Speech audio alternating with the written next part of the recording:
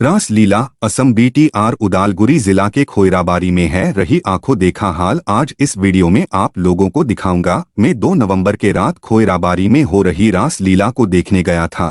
वहां के जन महाभीर को देखने मिला था। रासलीला की विशेषताएं इस प्रकार हैं। रासलीला हिंदू धरोहर और सांस्कृतिक विरासत का एक महत्वपूर्ण हिस्सा है जो भारतीय साहित्य और कला में अद्वितीय स्थान रखती है। यह नृत्य परंपरा भगवान कृष्ण और गोपियों के प्रेम के अद्वितीय क्षणों को साकार रूप से प्रस्तुत करती है और हिंदू धार्मिकता में भक्ति और साधना के रूप में महत्वपूर्ण भूमिका निभाती है।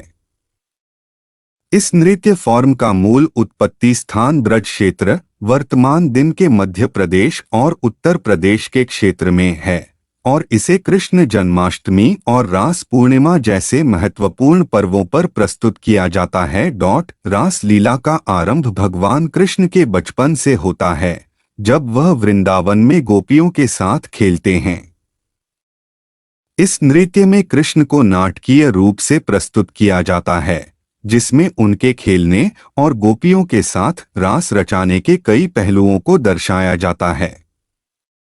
गोपियां, विशेष रूप से राधा, उनके साथ रास में भाग लेती हैं और इसके माध्यम से वे अपने प्रेम और भक्ति का अद्वितीयता को दिखाते हैं। रास लीला का मौका आमतौर पर जन्माष्टमी और रास पूर्णिमा के दिनों पर होता है जब लोग भगवान कृष्ण के जन्म की खुशी में मिलकर इस नृत्य को आयोजित करते हैं।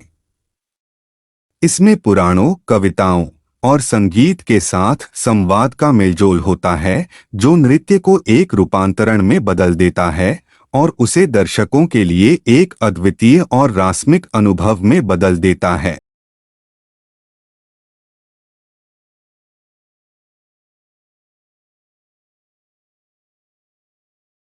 भारतीय साहित्य और कला में रास लीला का एक महत्वपूर्ण स्थान है और इसका अध्ययन भारतीय सांस्कृतिक विरासत को समझने के लिए महत्वपूर्ण है।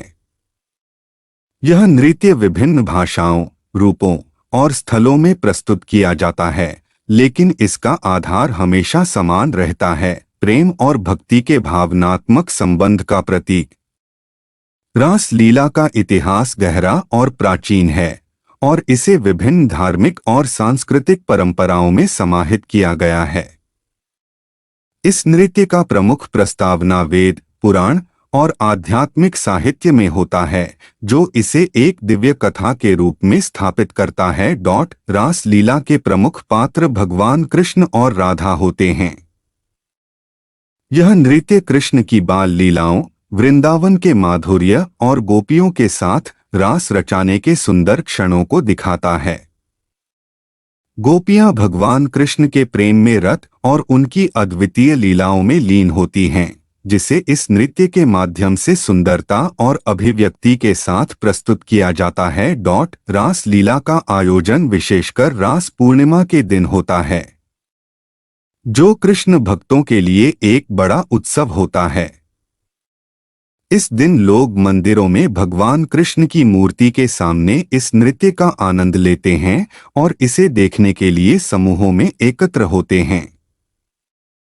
साथ ही विभिन्न स्थानों पर रास लीला के प्रदर्शन भी किए जाते हैं जो लोगों को इस दिव्य कथा के माध्यम से जोड़ने में मदद करते हैं।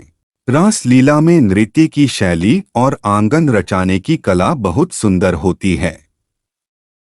गोपियां और कृष्ण के पात्रों के बीच की खेलने की शैली, हाथों और आंखों के सही अभिव्यक्ति और पूरे नृत्य में लीनता का महत्वपूर्ण हिस्सा है। इसमें गोपियों की छायाएं और मौखिक अभिव्यक्ति का उपयोग कृष्ण के प्रति उनकी भक्ति और प्रेम को दिखाने के लिए किया जाता है।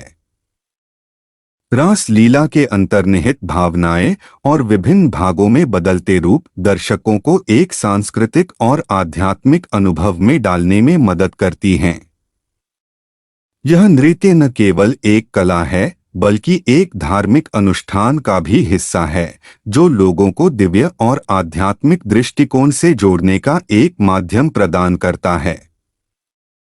रास लीला का विकास न केवल भारतीय कला और साहित्य में हुआ है बल्कि यह विभिन्न प्रांतों, भाषाओं और संस्कृतियों में विभिन्न रूपों में प्रस्तुत किया जाता है। बोडो प्रेस असम BTR के सबसे भरोसेमंद हिंदी और बोडो न्यूज चैनल है। न्यूज अपडेट, राजनीति, मनोरंजन और खेल से जुड़ी तमाम खबरें आपके लिए लेकर आता है। इसलिए सब्सक्राइब करें और बने रहें बोडो प्रेस असम BTR के साथ।